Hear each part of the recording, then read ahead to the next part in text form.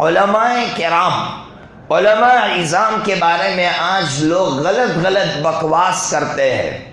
سننا، عالم برا ہو سکتا ہے۔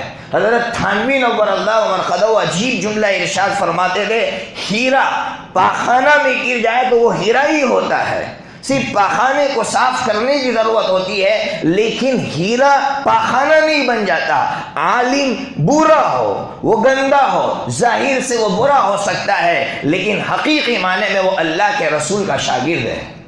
میری بات سنیے گا، وہ اللہ کے رسول کا شاگرد ہے۔ آپ کہیں گے کیسے؟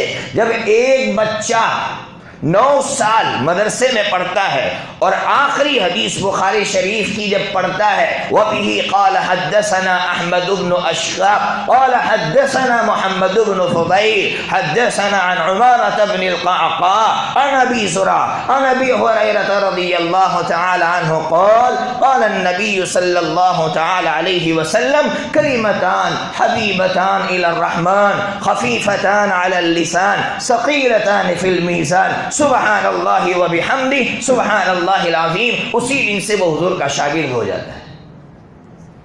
مجھے فخر ہے کہ 29 واسطوں سے میں حضرت نبی پاک صلی اللہ تعالی علیہ وسلم کا شاگرد ہوں۔ کل اللہ تبارک و تعالی آقا کے شاگردوں کی فہرست کھولیں گے تو ہم گنہگاروں کا بھی نام اللہ کے رسول کے شاگردوں کی فہرست میں ہوگا۔